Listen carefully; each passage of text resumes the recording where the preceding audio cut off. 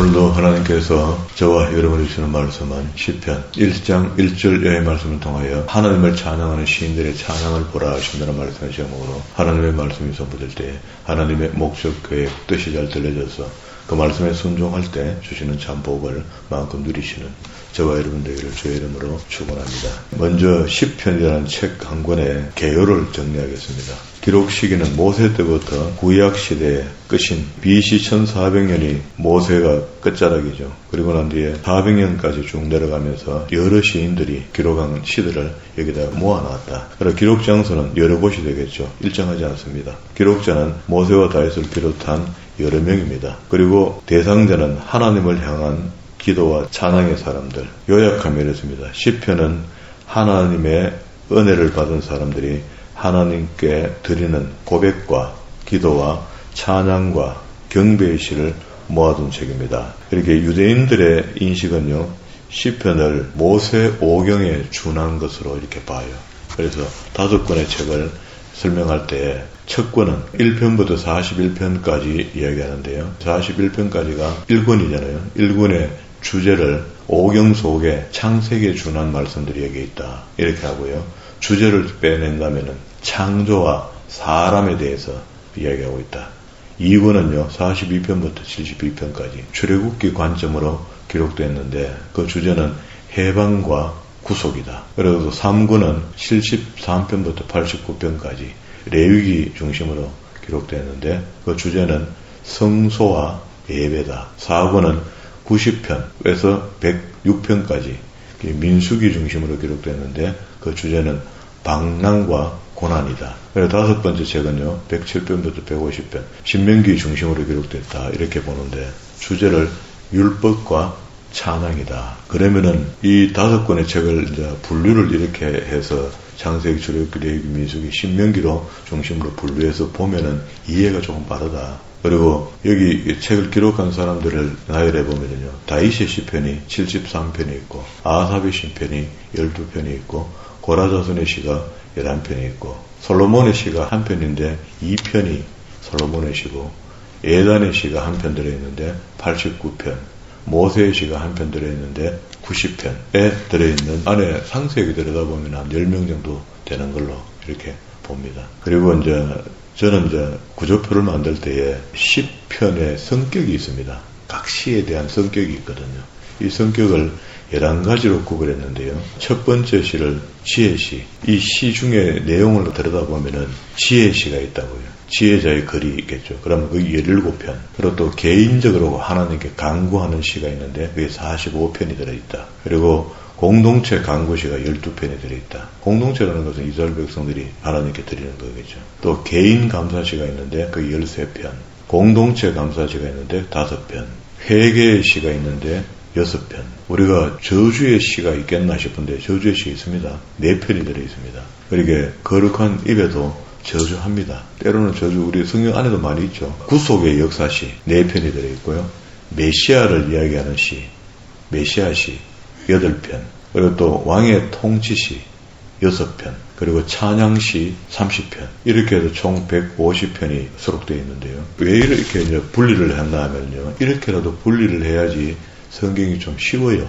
그렇게 150편을 그냥 지루하게 다 읽어 내려간다는 것이 좀 못하단 말이죠. 그래서 이번에 우리가 시편 보는 것은 시의 종류가 11가지가 된다 했으니까 그 종류가 첫 번째가 지혜시니까 지혜시에 속한 시편을 순서대로 쭉 한번 보고 그 다음에 다시 또 개인 간구시가 45편이 들어있는데 45편을 처음부터 또 찾아서 다 보고 그리고 공동체 간구시 12편이 있으니까 12편도 150편 중에서 찾아서 보겠다는 겁니다. 이렇게 순서로 보면은 성격이 좀 비슷해요. 읽어보면은요.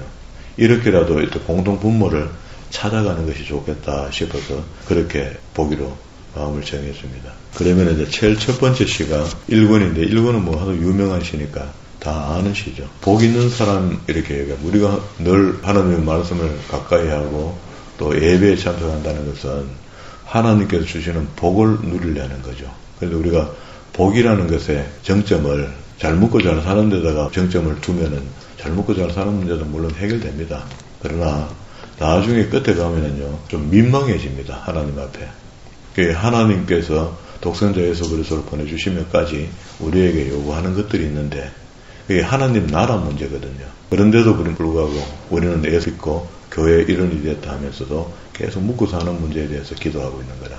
그럼 기도 나중에 좀 성숙한 신앙인이 되면요 죄송하게 됩니다. 그러면 일찍 꿈을 좀 깨고 하나님께서 원하시는 기도가 무엇인지, 그러면 이제 하나님의 뜻이 예수 그리스도를 통해서 구약에 오실 메시아에 대한 이야기를, 신약에서는 오신 메시아에 대한 이야기를 하고 있잖아요. 그러면은 메시아가 오셔서 공생애 속에서 이야기하신 게 요점을 콱 줄여서 정리하면은 천국 이야기했거든요. 하나님 나라 이야기했거든. 그러면 하나님 나라에 대한 이야기가 하나님의 주제가 되잖아요. 그럼 우리도 역시 하나님의 친백성이니까 하나님께서 독생자까지 보내주시면서 요구했던 것이 하나님 나라가 이 땅에 이루어졌으면 하는 그런 은혜니까 우리도 그렇게 생각하면 훨씬 더 쉽겠죠. 성경 보는 것들이. 진짜 복 있는 사람은 하나님 나라를 생각하는 사람이다. 우리가 이 땅에 살면 짧으면 70, 길면 80 하는데 인생을 우리가 이만큼 살아보니까 금방 지나갔죠. 그리고 또 한 주간이 얼마나 빨리 갑니까? 월요일 되었나 싶으면 벌써 수요일 되고, 수요일 되었나 싶으면 막 주말 되어버리고, 주말 되었나 싶으면 또 월요일 되고, 막 금방금방 가는 것 같아요. 후반기 시간들은 얼마나 빨리 가는지. 제가 사업할 때 하루 일과속에 다급하게 음을 맞고 뭐 이렇게 할 때가 있었거든요. 그렇게 할 때 보면 하루가 상당히 깁니다. 아침부터 일어나서 저녁에 마감하고 뭐 이렇게 정리하는 데까지 정말로 기억해보면 지루하다. 하루가 너무 길다. 이런 생각이 들 정도로.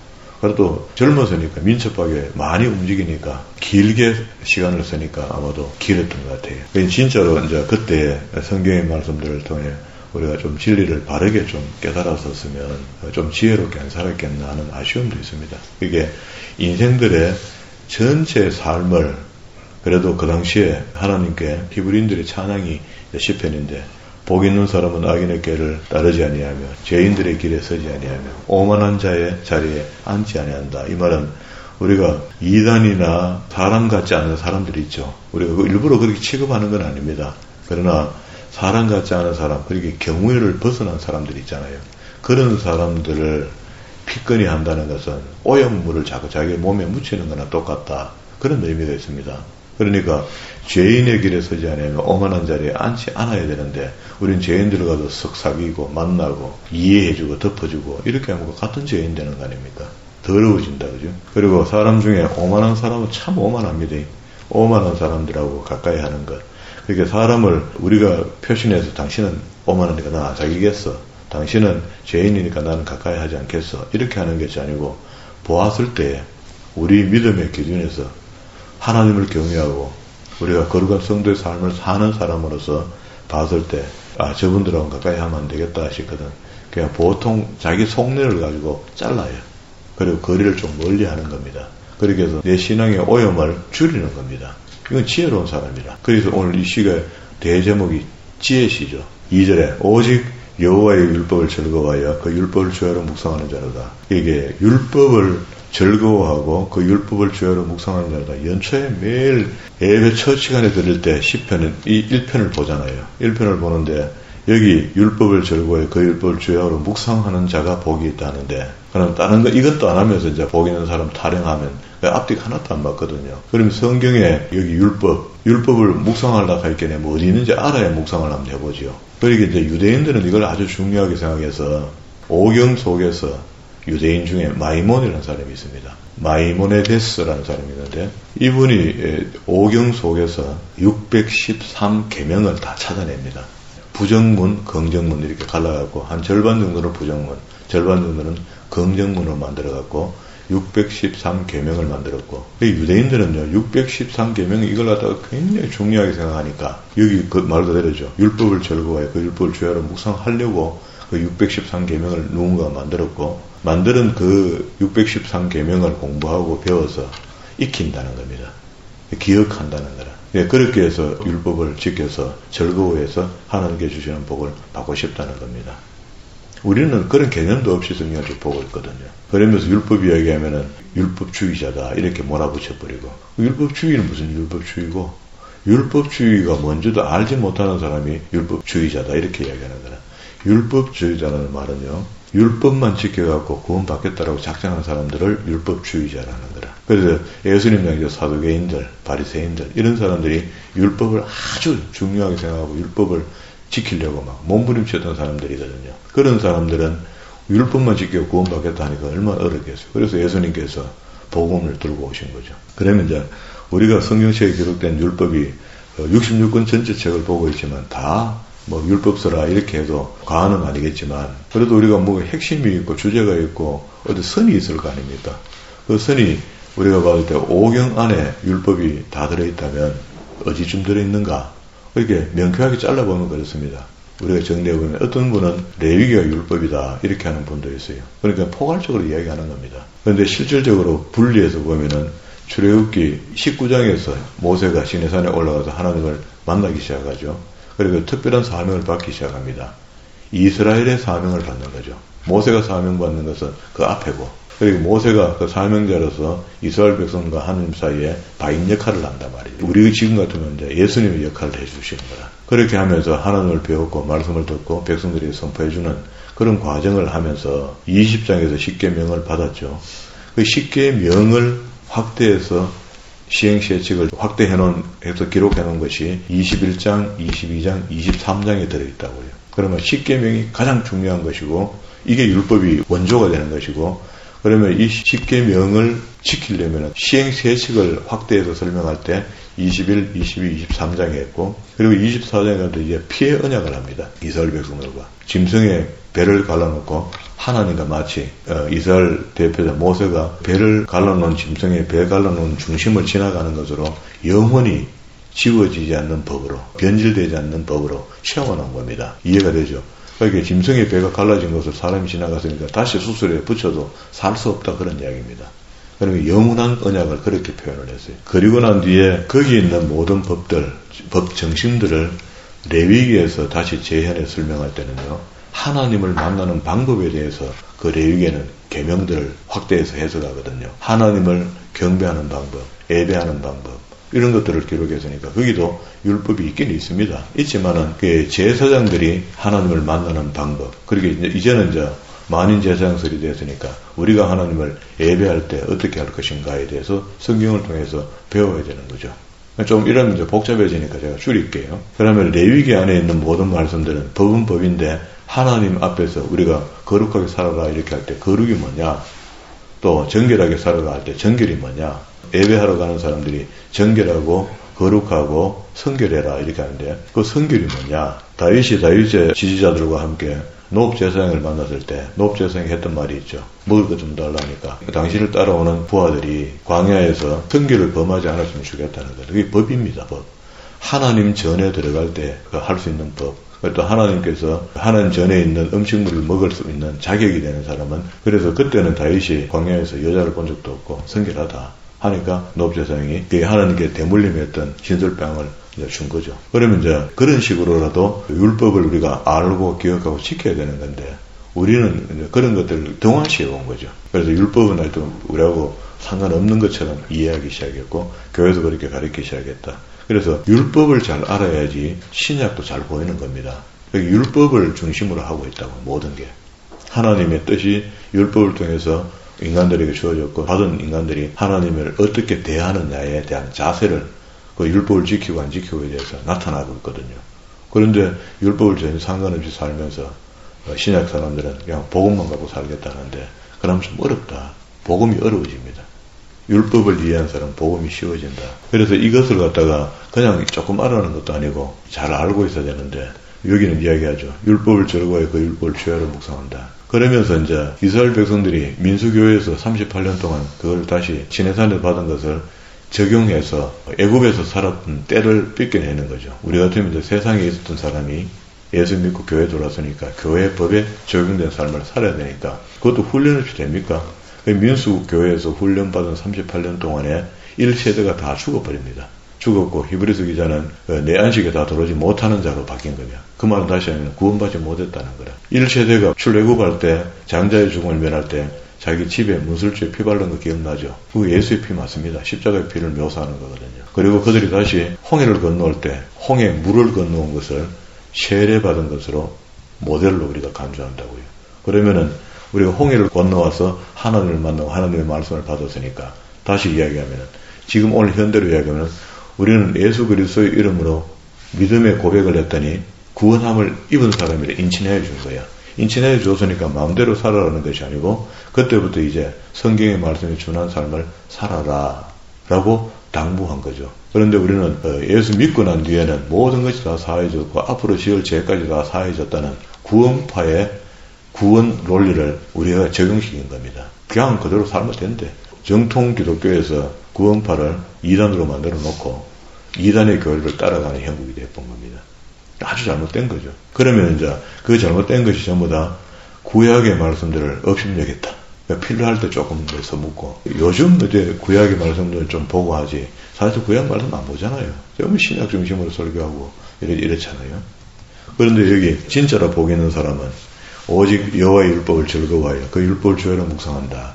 그래서 민수교에서 실패한 사람들에게 그러면 실패하고 죽고 안식에 들어가지 못한 사람 1세대 놔두고 2세대와 3세대를 모압 평지에서 요단을 건너가기 전에 본 땅에 들어가기 전에 그때 다시 한번 모세가 이 율법을 그냥 법대로 설명해 줘서는 안 되는 거구나 하고 신명기에서는 4장 44절부터 26장까지 하여튼 긴 이야기를요 앞에 출애굽기 21, 22, 23장에 있는 3장에 있는 이야기를 4장부터 26장까지 두껍게 넓게 서술해서 아주 쉽게 누구든지 들으면 법을 이해할 수 있도록 유순하게 설명을 해줘요. 한 편의 설교로. 신명기가 그래서 한 편의 설교가 되는 겁니다.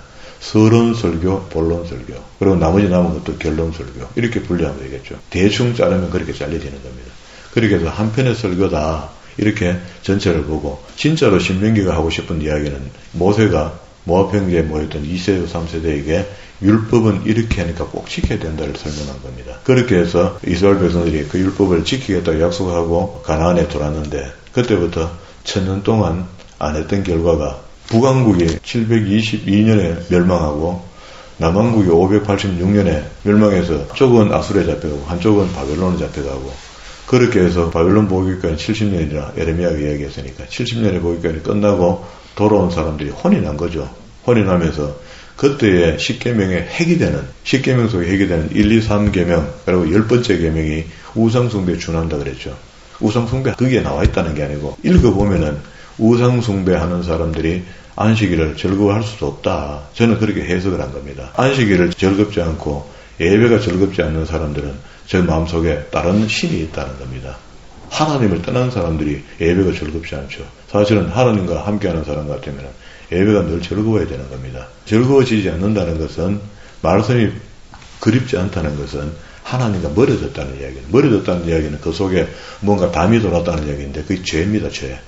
죄라는 담이 돌았는데 성경적으로 설명을 하면 우상이 돌았다 이런 말이야. 그러면 1, 2, 3계명이 우상 문제, 10계명이 탐심이 들어있으니까 탐심도 역시 우상 숭배의 문제입니다. 탐심은 계속 끝에 가면 우상 숭배가 된다. 신약에서 설명을 하잖아요.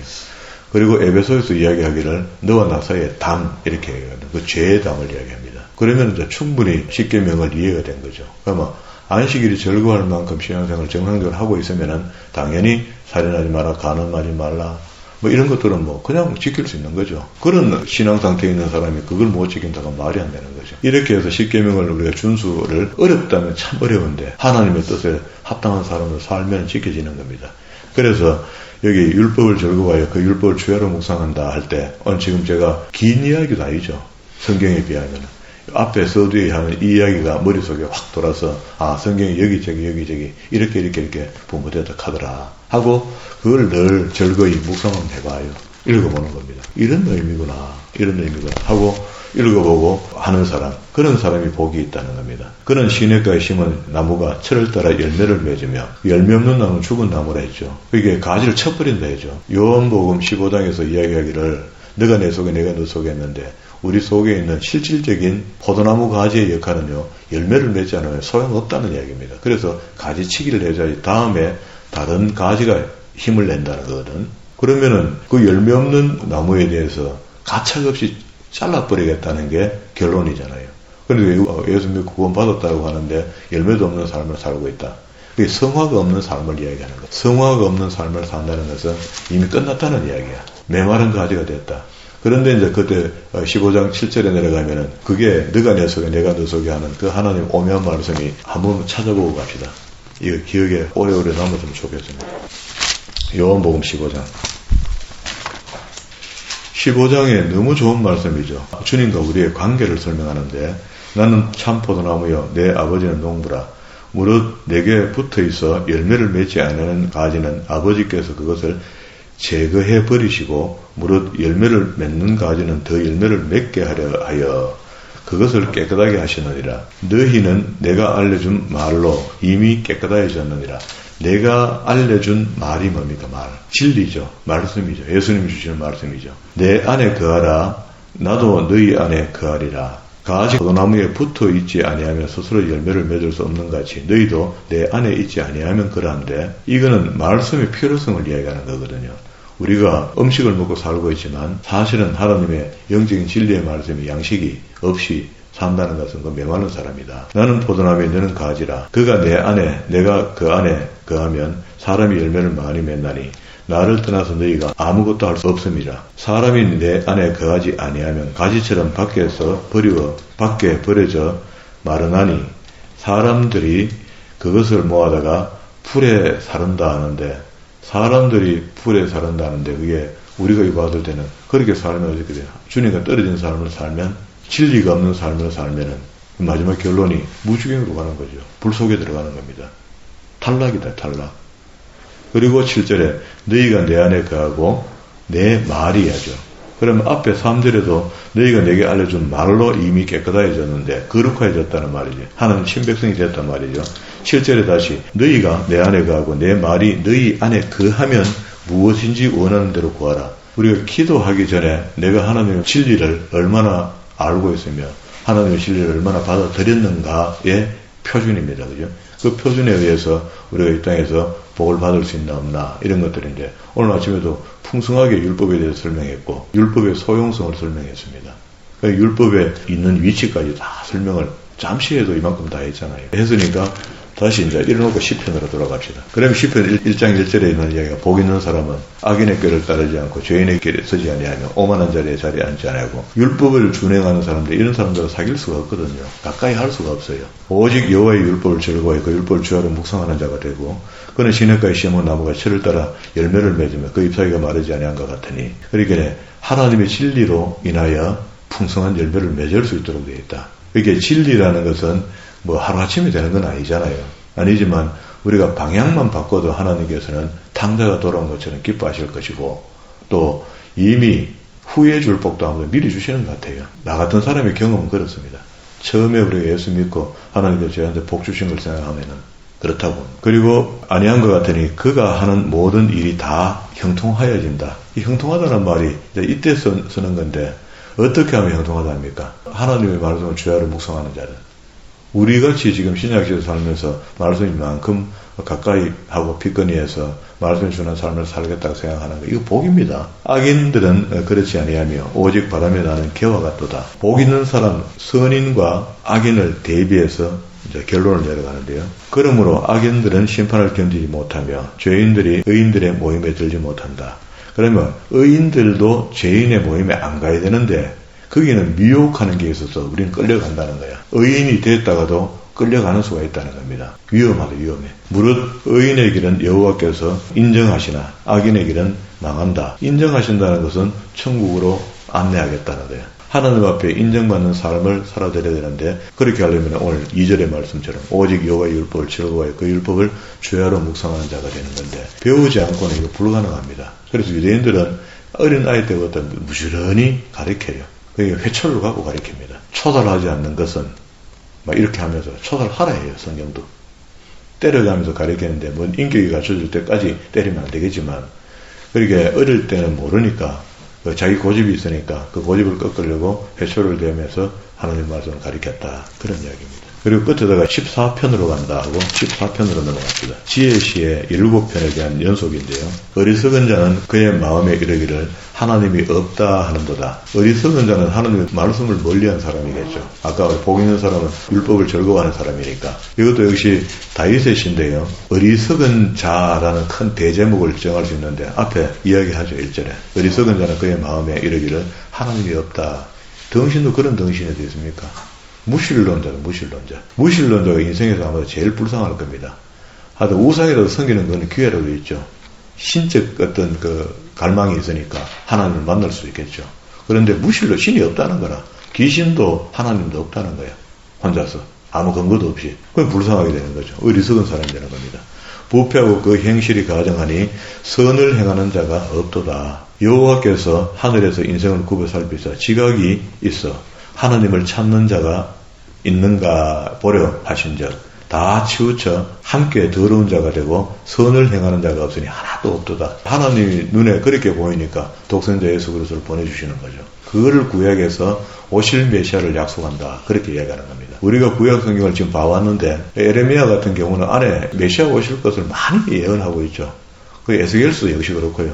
성경마다 이사야 역시 그렇고 책이 좀 두껍다 하면 그 얇은 책은 얇은 책들은 뭐 한 절, 두 절 이렇게 들어있지만 두꺼운 책들은 계속 메시아에 대한 이야기를 합니다. 오실 것은. 그런데 우리는 메시아가 오시고 난 뒤 2000년 전에 오셨고 그 오신 분이 기록하게 하신 말씀들을 증거하는 말씀을 보정하는 말씀들을 우리가 배워서 익히고 있으면서도 우리가 예수를 영접하지 못한다는 건 불행한 일입니다. 그죠? 죄악을 행하는 자는 다 무지하냐? 그들이 떡을 먹듯이 내 백성을 먹으면서 여호와를 부르지 아니하는도다. 그러나 거기서 그들은 두려워하였으니 하나님이 의인의 제대에 계십니다. 그게 하나님이 관심사, 하나님의 눈길이 가는 곳은 의인들에게 있다. 쉽게 얘기하면 제가 이제 성경 강좌하고 그럴 때마다 성경을 읽는 곳에 있다. 성경을 가르치는 곳에 있다.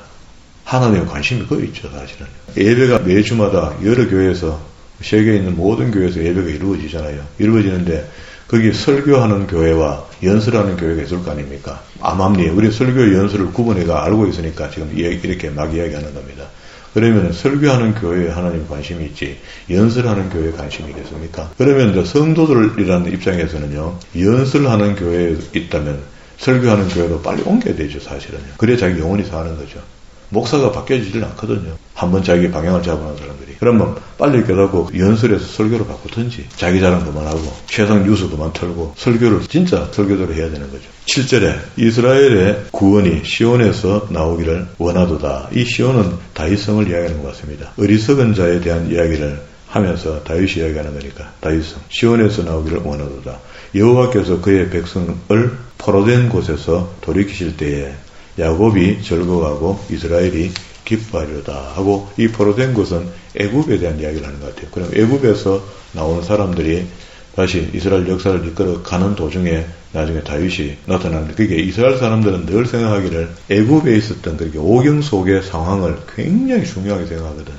우리는 그만큼 중요하게 생각 안 하잖아요. 그런데 이제 제 같은 사람이 이제 오경을 중요하게 설명하다 보니까 애굽에 있던 생활, 그거는 이제 복이다. 억압된 생활이 있고 종노릇하고 살았지만 그 기간들이 있었기 때문에 이스라엘 나라가 탄생되는 거잖아요. 나중에 야곱의 이름을 이스라엘로 바꿔주잖아요. 그것이 아브라함에게 했던 언약이 성취가 되는 과정이거든요. 하나님의 나라의 백성이 만들어지는 거거든요, 이 땅에서. 그걸 갖다 모델로 만들어놨는데 그 모델을 안 배우고 무시하면서 신약에 오직 예수 그리스도를 믿음으로 요한복음 3장 16절 같은 말씀을 애우고 있으니까 그게 도를 지나친 거죠. 하나님을 모르는 겁니다. 그러면 구약 성경을 봐야만이 사실 이 땅에 살아가는 때 현실적으로 하나님께서 복 주시는 것도 느낄 수가 있거든요.